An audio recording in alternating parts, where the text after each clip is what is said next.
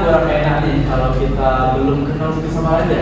Betul banget tuh Pak. Oke, jadi kenalin nih, nama saya Awal, selaku host pada podcast kali ini. Dan teman saya, Aku Natasha sebagai co-host di podcast kali ini. jadi teman-teman sekalian perlu tahu nih, kita kedatangan tamu yang sangat luar biasa, narasumber yang sangat begitu cantik dan luar biasa sekali. Oke, kenalin dulu nih, siapa?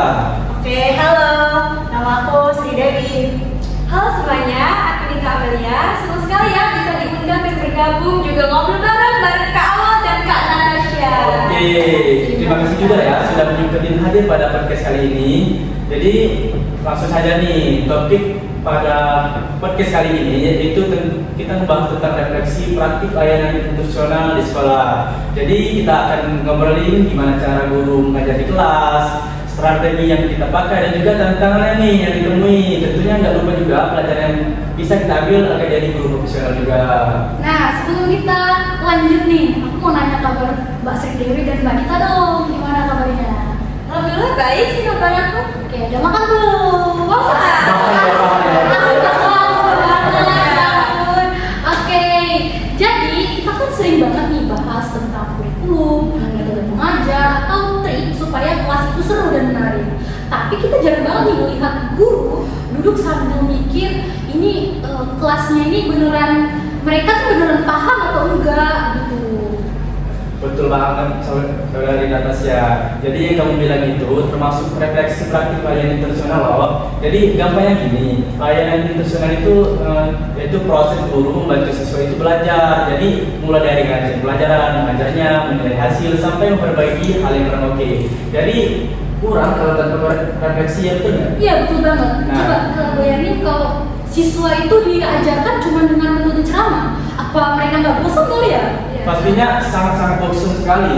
Pastinya kita dulu pernah ngerasain kan? Iya, betul. Nah, karena kalau dalam metode ceramah aja tentunya pasti ngantuk sekali. Ngantuk banget ya kayak apa sih? Betul sekali. Bosan pasti. Nah, karena itulah podcast ini kita akan mengundang bintang tamu kita yaitu Sri Dewi dan juga Dita Amelia yang telah nyempetin pada podcast kali ini. Jadi semoga episode ini bisa jadi panduan dan motivasi juga buat kalian yang jadi calon guru. Oke, tontonin sampai habis ya untuk teman-teman semuanya yang di rumah. Oke, kita langsung saja ya masuk ke pembahasan kita. Jadi di sini kami punya pertanyaan nih kepada narasumber kita yang sangat luar biasa kali ini, yaitu kepada saudari Sri Dewi. Bisa nggak jelasin apa sih layanan instruksional itu? Mungkin buat teman-teman yang baru dengar, layanan instruksional itu masih asing ya di telinga kita. Iya. Oke, boleh banget nih. Jadi layanan instruksional itu adalah keseluruhan proses yang dilakukan oleh guru. Nah, jadi untuk membangun siswa mencapai tujuan belajar, terus mulai dari tahap perencanaan pembelajaran, pelaksanaan di kelas, terus evaluasi hasil belajar, sampai tindak lanjut atau perbaikan. Nah, kalau menurut James, dalam buku The Condition of Learning tahun 1985, pembelajaran itu seperti serangkaian kejadian.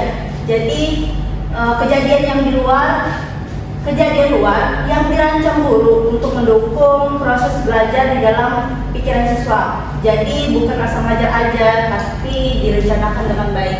Wah, jadi guru itu bukan cuma berdiri di depan kelas terus menyampaikan materi ya. Betul. Oke, jadi kalau hubungannya dengan teori pembelajaran modern ini gimana tuh Mbak Sri Dewi? Betul sekali. Jadi misalnya nih di teori dari Vygotsky, beliau bilang bahwa siswa belajar itu dengan membangun pengetahuan sendiri melalui interaksi dan pengalaman nyata. Jadi guru itu harus membuat kelas yang interaktif biar gak bosen, gak boring lah ya. Terus seperti diskusi misalnya, atau bahkan pakai media visual dan sesuai dengan karakteristik siswa. Kalau menurut Joyce and Well, guru itu harus menggabungkan teori pembelajaran dengan praktik sehari-hari agar lebih efektif. Jadi mereka tuh nggak harus yang menonton lihat di buku, lihat di jurnal atau semacamnya, biar lebih efektif lagi itu dilakukan dengan praktik sehari-hari agar mereka tuh lebih mengingat apa aja sih yang mereka lakuin, apa aja yang mereka pelajarin. Nah, di Indonesia ini juga didukung oleh Undang-Undang Nomor 14 Tahun 2005 tentang guru dan dosen yang mewajibkan guru memiliki kompetensi pedagogi, profesional, kepribadian, dan sosial. Wah, keren sekali ya penjelasan dari Mbak Sri Dewi. Jadi sertifikasi guru itu yang penting ya? Betul. Tapi harus dibarengi refleksi biar nggak cuma formalitas ya. Iya, betul banget. Jadi ada konsep dari Donald Scott, reflective practitioner atau praktisi yang reflektif. Guru itu profesional yang selalu merefleksikan apa yang mereka lakukan supaya metode mengajar itu tidak stagnan atau stuck di situ-situ saja dan selalu peka terhadap kebutuhan siswa. Jadi enggak sesuai kemauan si guru tapi menyesuaikan dari tahap kebutuhan siswa itu sendiri. Oke, Mbak Sri Dewi. Jadi tadi kan ada shown dan refleksi itu ada dibagi menjadi dua. Ada reflection in action dan reflection on action. Nah, bisa nggak ya Mbak Sri Dewi mencoba jelaskan bagaimana hubungannya dengan regulasi di Indonesia? Betul sekali, bisa dijelasin nggak Mbak Sri Dewi? Boleh, bisa. Terkait reflection in action itu ialah refleksi yang dilakukan saat proses mengajar sedang berlangsung. Jadi dilakukan itu saat pelajaran itu sedang berlangsung. Misalnya nih, guru menyesuaikan metode di tengah kelas karena melihat siswa tuh bosan. Nah, kalau reflection on action itu kan selalu kelas selesai. Setelah kelas selesai, jadi guru tuh duduk dan mengevaluasi apa yang bagus dan apa yang perlu diperbaiki. Kode etik guru dan aturan dari Kemendikbud mendorong guru untuk mengevaluasi diri. Sharing bareng guru lain juga. Nah, sertifikasi guru seperti PPG itu bagus sih sebagai awal, tapi harus diperkuat dengan budaya refleksi berbasis data dan coaching agar benar-benar meningkatkan kualitas guru. Oke, tapi kalau refleksi cuma dari laporan formalitas, apa sertifikasi sebagai diadakan saja? Bukan ditiadakan, tapi diperkuat dengan sistem refleksi mandiri, listen studi, atau belajar bareng guru lain, dan supervisi akademik berbasis data. Sertifikasi itu bisa jadi alat nyata untuk guru bisa berkembang. Oke, terima kasih banyak kepada Mbak Sri Dewi untuk penjelasan yang sangat luar biasa. Oke, sekarang giliran Dita nih. Kepada Mbak Dita, bisa ceritain nggak pengamatan kamu di sekolah menengah pertama? Apa yang guru lakukan dan kira-kira apa saja nih tantangannya? Oke, ke awal. Jadi berdasarkan pengalaman aku turun di lapangan ya, jadi aku terus merupakan salah satu guru yang menjadi pengamat di beberapa sekolah menengah pertama seperti itu. Yang saya amati dan saya lihat memang banyak guru yang telah menerapkan berbagai metode yang menurut saya tuh bagus. Jadi untuk metode-metode pembelajaran dipakai itu bisa diskusi kelompok, proyek mini, ataupun mind mapping gitu. Nah, jadi dari metode-metode selain ceramah itu ya, mereka itu peserta didiknya tuh aktif bertanya seperti itu. Jadi mereka tuh di kelas itu interaktif sekali seperti itu ke awal. Memang tidak bisa dipungkiri sih ya, untuk peserta didiknya mungkin memang ada beberapa yang pasif seperti itu, masih malu-malu. Tapi memang setelah diterapkan beberapa metode yang menurut saya itu interaktif, mereka berani maju presentasi, kemudian diskusi kelompok seperti itu. Kemudian untuk media pembelajaran itu cukup bervariatif sih, seperti misalnya video edukatif ataupun sumber dari YouTube, kemudian PPT interaktif, atau bahkan banyak sekali sekarang ini aplikasi-aplikasi digital yang memang bagus untuk dijadikan media pembelajaran ya kan, seperti itu. Jadi memang itu tugas guru untuk menyiapkan media metode untuk bisa meningkatkan kualitas pembelajaran yang interaktif. untuk tantangan ya. Untuk tantangan yang pertama itu pasti di fasilitasnya sih Kak. Karena apa ya? Tidak semua sekolah itu tuh memiliki atau memadai fasilitas yang cukup untuk kita bisa menerapkan media pembelajaran. Contohnya saja ya, kita sebagai guru misalnya mau menggunakan media PPT, itu kan perlu proyektor, perlu laptop atau jaringan ya. Terkadang tidak semua sekolah itu punya seperti itu. Jadi itu menjadi salah satu tantangan juga sih. Kemudian tantangan yang lain itu faktor luar seperti motivasi dari peserta didik. Semua peserta didik itu motivasinya kan berbeda-beda ya. Kadang ada yang memang energi banget tuh ya di kelas, ada juga memang yang kayak bawaannya tuh lesu, ngantuk terus gitu ya, dari faktor apa gitu kan.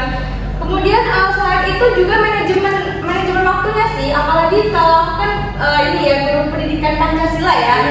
Dalam 1 minggu itu cuma 1 kali pertemuan dan itu cuma 2 jam, kurang lebih mungkin 80 menit seperti itu. Tapi sepengetahuan saya ya, kalau di beberapa sekolah tuh ada 2 kali pertemuan atau dalam seminggu tuh ada 3 jam. Bukan 3 jam, 3 kata 2 kali pertemuan ya. Oh ya kan ada yang berbeda gitu Mbak. Mungkin dia tuh dibagi nggak sih, kayak misalnya satu hari ini berapa jam, nanti hari berikutnya berapa jam lagi kayak gitu. Tapi kalau berdasarkan yang pernah saya amati memang pendidikan Pancasila ini dalam 1 minggu itu 1 kali pertemuan dan hanya 2 jam saja seperti itu. Oke. Memang Tadi kan beda dengan apa namanya matematika, fisika, kimia itu mereka dalam 1 minggu 2 kali bahkan. Ya emang kalau pengalaman saya Iya juga sih. dari Mungkin SMP, beberapa sekolah dari SMP, menerapkan SMA, yang berbeda. tapi mungkin ya kalau di beberapa sekolah berbeda-beda juga. Iya. Ada juga sekolah negeri kan, swasta juga kan beda-beda juga. Ya, apalagi mungkin pergantian kurikulum ini ya, karena tidak semua sekolah itu kan siap ya dengan pergantian kurikulum yang kurang efektif ya, kurang karena efektif seperti itu. terlalu cepat berubah. Iya, banyak sekolah yang belum siap untuk hal itu. Oke, tadi kan Mbak Gitani sudah menjelaskan metode yang pastinya. Sekarang kita mau beralih deh. Apa misalnya contoh kasus yang guru ini menerapkan metode yang kurang tepat gitu? Untuk metode yang kurang tepat itu sebenarnya metode ceramah sih. Sebenarnya metode ceramah itu bukan sesuatu yang salah ya Kak. Karena memang kita boleh menggunakan metode ceramah asal sesuai dengan tujuan yang akan kita capai. Contohnya saja, kita nggak mungkin dong masuk kelas tiba-tiba anak-anak kita langsung ngasih tugas misalnya buat proyek tentang demokrasi. Jadi sebenarnya bingung dong, apa sih demokrasi itu? Nah, makanya kita perlu menggunakan metode ceramah itu untuk ya tadi misalnya memberikan pemahaman kepada peserta didik seperti itu. Jadi boleh kita menggunakan metode ceramah asalkan sesuai dengan tujuan yang akan kita capai seperti itu. Dan juga kalau misalnya untuk materi dasar atau konsep-konsep dasar itu kan perlu dijelaskan terlebih dahulu ya agar tidak ada miskonsepsi antara peserta didik seperti itu kan. Nah, yang salah itu apa? Yang salah itu apabila dalam beberapa kali pertemuan dosen itu ceramah terus berlanjut ya. Jadi yang dia tadi kan peserta didiknya ngantuk, boring, lemas, lesu kayak gitu, dan juga membuat peserta didiknya tuh jadi pasif kayak gitu. Jadi kan kalau bisa kita menggunakan metode-metode yang interaktif tadi, biar peserta didiknya itu ikut terlibat. Jadi pendekatannya lebih ke student center daripada teacher center seperti itu. Kemudian bisa dilihat dari tes saja, dari tesnya juga ya. Misalkan kita kan pasti ada namanya assessment ya, atau evaluasi juga. Nah, misalnya dirasa nilainya rendah, berarti guru tuh juga harus melakukan refleksi Kak. Jadi harus melakukan refleksi. Kenapa nih kok bisa nilai peserta didiknya rendah seperti itu? Apakah metode yang digunakannya itu kurang sesuai? Karena memang dalam satu kelas ini kan berbeda-beda ya. Kayak gaya belajar mereka saja berbeda-beda dalam satu kelas itu. Ada yang auditori, visual, kinestetik seperti itu. Jadi itu menjadi PR untuk guru untuk bisa menganalisis kebutuhan siswa seperti itu. Betul sekali. Jadi teman-teman sekalian, metode ceramah itu kurang pas ya. Tapi bukannya nggak bagus, itu bagus. Tapi kalau digunakan terus-menerus, itu agak gimana? Karena kita sudah merasakan jadi siswa, jadi mahasiswa juga. Kalau dosennya terus-terus metode ceramah, kita masuknya apa memahaminya kurang bisa, ngantuknya juga ada. Iya, belajar siswa juga pasti menurun ya. Pasti betul sekali. Karena si peserta didik itu kan mereka tuh lebih termotivasi apabila mempraktikkan langsung. Betul. Iya kan? Iya. Mereka lebih kayak excited ya, lebih termotivasi untuk langsung seperti itu daripada hanya mendengarkan teori ya. Teori itu boleh ya di awal kita mendengar konsep-konsepnya itu boleh, tapi memang perlu untuk apa namanya diubah lah metode ceramah itu. Jangan berterusan dengan metode ceramah terus. Karena itu sangat membosankan sekali ya. Benar. Jadi lalu siapa sih yang harus mendorong budaya refleksi ini? Kalau ditanya apa namanya siapa yang mendorong budaya refleksi itu bisa dari kepala sekolah itu bisa. Kemudian sesama guru biasanya kan ada sharing-sharing gitu ya. Kemudian juga ada organisasi-organisasi profesi itu kan banyak seperti PGRI misal contohnya itu bisa. Tapi memang untuk tantangannya tuh di administrasi yang banyak dan juga mungkin waktu ngajar yang terbatas itu ya, jadi susah seperti itu. Nah untuk solusinya bisa apa namanya untuk komunitas antar guru atau mungkin bisa juga saya tuh pernah mengamati bahwasannya ada guru senior yang melakukan supervisi, ya kan? Pengamatan kayak penilaian bahwasannya guru ini udah menerapkan metode yang benar atau belum seperti itu. Biasanya ada pengamat atau supervisi di situ. Iya, bisa untuk memperbaiki apa namanya pembelajaran nanti kan. Oke. Bagus sekali ya penjelasan dari Mbak Dita. Sangat bagus tidak kalah juga sama penjelasan dari Mbak Siti, betul nggak? Oke, jadi dari yang Kak Gita jelaskan tadi itu Gita ya, Kak Gita. Sorry. Dari penjelasan itu pengalaman yang efektif itu ialah penggunaan media interaktif seperti video dan diskusi kelompok serta penilaian yang adil untuk semua siswa. Jadi siswa itu perlu diperbaiki atau ada yang perlu diperbaiki ialah konsistensi, metode antar guru. Terus pastikan juga keterlibatan semua siswa itu ada tanpa terpinggirkan. Jadi mereka itu semuanya berinteraksi, semuanya berbicara, tidak ada yang pasif. Terus selain itu ada juga penyesuaian materi sesuai kemampuan bagi siswa. Jadi siswa kan udah beragam nih, metodenya juga udah beragam. Jadi penyesuaian materi juga cara menjelaskan sesuai kemampuan siswa itu kita harus bisa melihatlah bagaimana cara mereka itu biar paham gitu. Mungkin itu. Oke, kemudian juga untuk refleksi guru ini Kak, misalnya dirasa kita udah melakukan refleksi nih ya, tapi ternyata pas kita melakukan evaluasi atau assessment penilaian terhadap peserta didik itu nilainya kurang seperti itu, masih rendah. Nah, maka kita sebagai guru juga harus melakukan yang namanya pembelajaran mendalam atau berdiferensiasi seperti itu untuk bisa mengembangkan minat belajar dari peserta didik untuk meningkatkan juga. Kemudian untuk calon guru juga kita harus fleksibel dan kreatif menghadapi tantangan di lapangan. Contohnya saja, kita kan kalau misalnya mau kelas tuh pasti malamnya atau hamil berapa gitu pasti belajar kan. Kita belajar kemudian buat modul ajar, kemudian tentuin apa itu menggunakan metode apa, media apa, strateginya apa. Terus misalnya kita menggunakan media pembelajaran berupa video misalnya atau PPT itu kan perlu tadi kan listrik, terus perlu juga proyektor dan sebagainya. Tapi tiba-tiba pas kita masuk kelas mati lampu, nggak ada listrik. Nah, apakah kita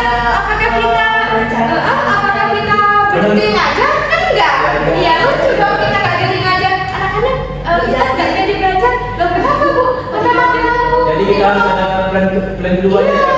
Ibu mau ngambil PPT tapi nggak ada listrik, gimana kita mau belajar? Nah, itu salah. Yang mungkin langsung pulang aja. Nah, itu kan nggak mungkin. Jadi guru tuh Mungkin lah. iya betul kan. Jadi guru tuh harus ada opsi kedua misalnya. Kalau misalnya memang dirasa mati lampu nggak ada listrik untuk menayangkan PPT atau media pembelajaran yang lain itu, kita bisa ya menggunakan diskusi kelompok atau bisa menggunakan buku cetak terlebih dahulu kan, atau bisa menggunakan yang lain seperti itu. Jadi memang kita harus bisa menyesuaikan kondisi lah. Secara teoritisnya memang kita sudah bagus ya menggunakan media pembelajaran yang efektif. Tapi apa boleh buat kalau misalnya di kondisi lapangannya memang tidak mungkin kita nggak jadi ngajar, itu suatu hal yang konyol ya menurut saya.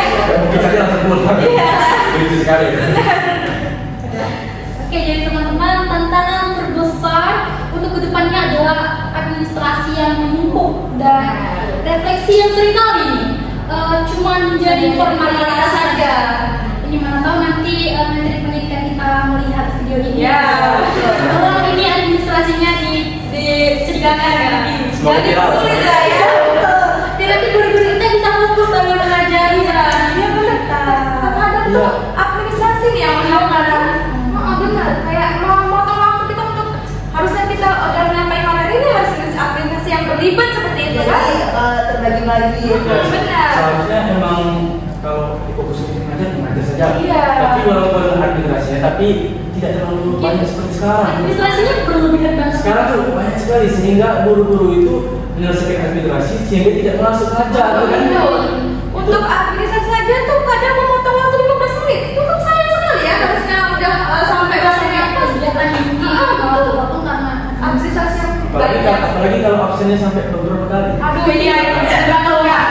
Iya, karena Guru juga ada. iya benar. Memang itu bagus ya. Tapi saya rasa nggak cukup apa ya, nggak cukup efektif seperti Iya. itu. Karena ya ribet tadi memotong apa namanya bisa memotong apa namanya kegiatan inti harusnya kita bisa nyampein di Langsung pembahasan. ini masih ngurusin administrasi yang sangat berlibat seperti itu. Betul sekali. Jadi dengan adanya refleksi praktik lain ini, jadi bukan sekedar kewajiban administrasi nih, Iya, jadi benar. tapi kebutuhan juga utama untuk menjadi guru profesional. Iya. Jadi selama ini praktik pembelajaran saya itu harusnya fokus pada penyampaian materi saja, bukan pada efektivitas prosesnya. Iya, betul. Oke. Oke, jadi teman-teman, refleksi ini bukan cuma formalitas saja nih, tapi juga jembatan antara teori dan praktik yang jelas.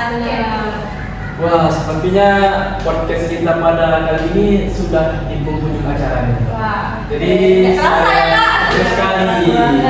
Dan juga terima kasih banyak nih untuk narasumber yang sangat luar biasa. Itu Mbak Sridewi dan juga Mbak Dita Melia yang telah berbagi pengalamannya. Jadi serta seluruh tim produksi yang ada dan juga semoga menjadi inspirasi dan terus refleksi dan meningkatkan kualitas pengajaran. Terima kasih kepada teman-teman yang sudah mendengarkan podcast kali ini dari awal hingga akhir, dan kepada teman-teman yang mungkin juga merupakan calon guru. Betul sekali. Kalian boleh nih menerapkan beberapa metode yang sudah Mbak Dita dan Mbak Sridewi jelaskan tadi. Supaya apa? Supaya kita bisa menghasilkan generasi yang lebih baik. Jangan lupa share ke teman-teman kamu. Sampai jumpa. Jangan lupa like dan